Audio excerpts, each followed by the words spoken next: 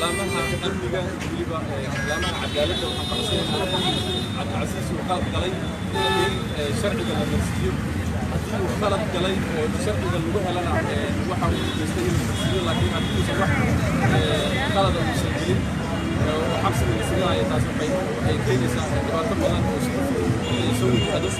سالفة دولة الصومالية وحنا كحسنا إن الحرية تستجيب لدوسة باليومية وأن الواحد بين شرعي بين هذين ماذا شرعي الصحافة أحمد بس اللي هي خاصة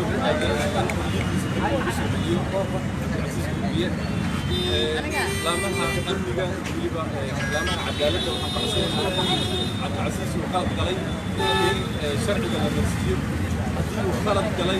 شرعي اللغة لنا وحاول يستهل المرسيين لكن عندي صباح خلط المسجلين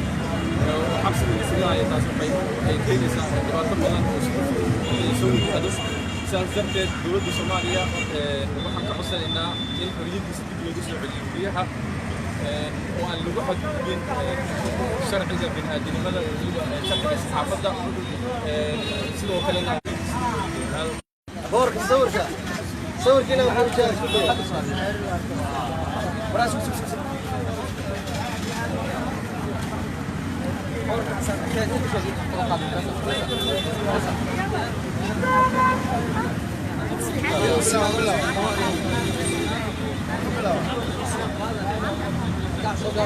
لا بقرا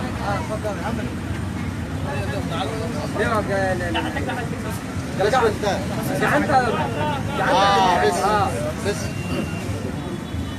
الله الرحمن الرحيم. السلام عليكم ورحمة الله وبركاته. الآن الشعب الصومالي السلام عليكم.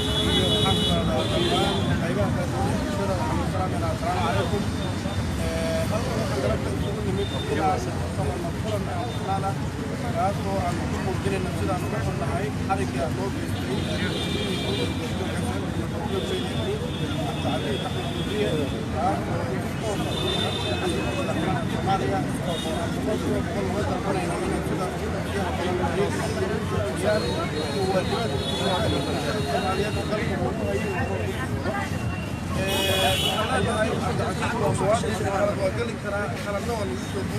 laakiin sida dastuurka ku-meelgaarka ee dalka ku jira uu qabo ayaa habboon in maxay hayto loo waafaqo haddii khalad uu jiro ama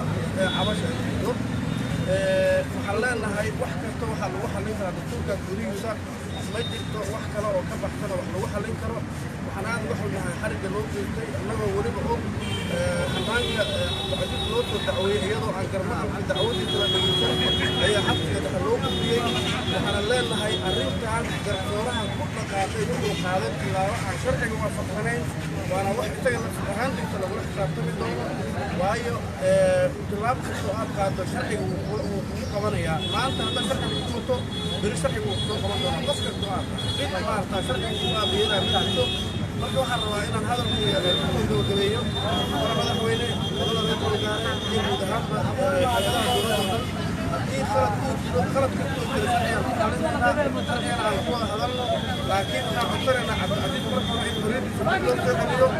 sheekadu iyaysan naga noqonin dowladda madaxweynaha dambe ay ku yarayeen asli gacanta saar oo macnaheedu yahay hadlen waxna ha sheegin taasna dalka kuma hagaajin karo mana ku hagaagayso waxaan u baahannahay sharciga dalka in la ixtiraamo jiritaanka sharciga iyo sarraynta sharciga inuu noqdo mid mar walba lagu taabo oo maarata kor loo qaado هذا ما سنتين وركن ما تنسوا قبلنا السلام عليكم ورحمة الله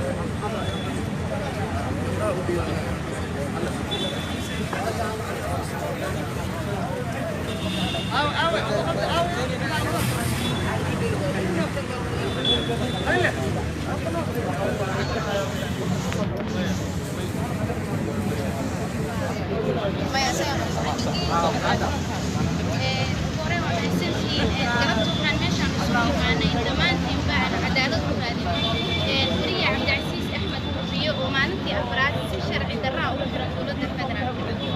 haddaan nahay wariyaasha soomaaliyeed waxaan codsanaynaa in cabdicasiis oo sharciga baalmarsan loo xiray inuu soo daayo oo markaasi xorriyadiisa uu dib u helo weliba cabdicasiis xaaladiisa caafimaad aad ayay u liidataa oo xabsiga ay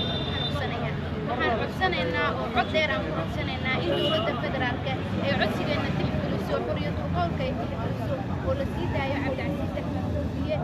hadalkeygana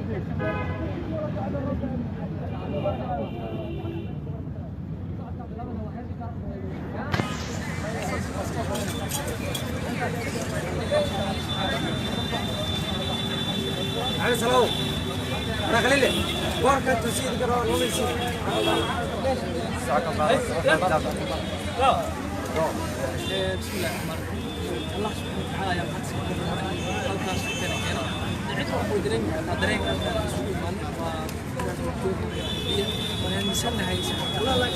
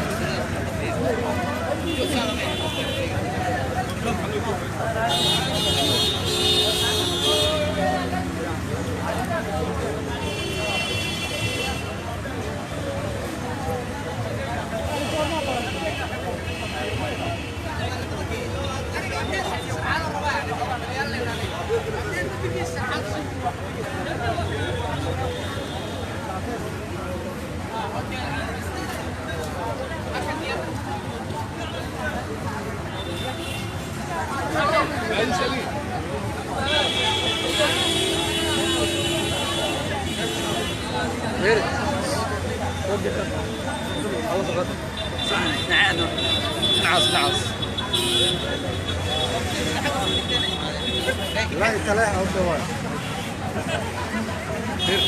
صار له أسوري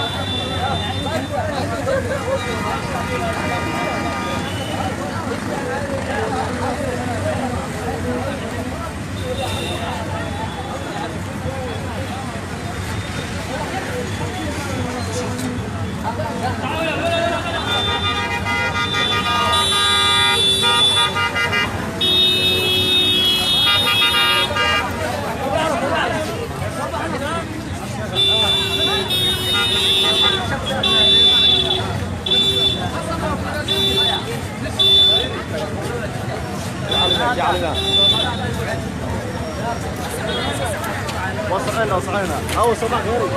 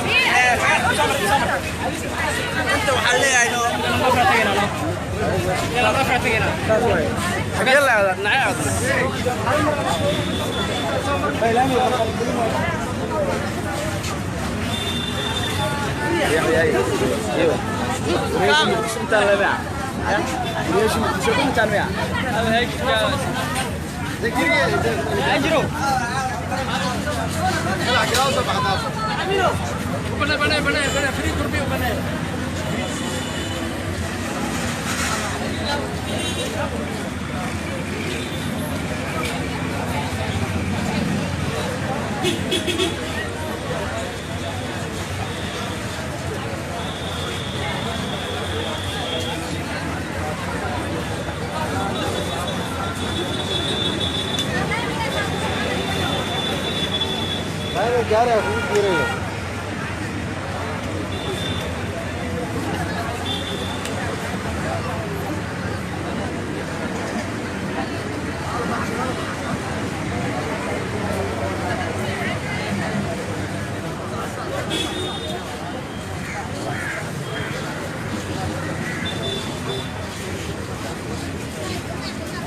Ada selalu.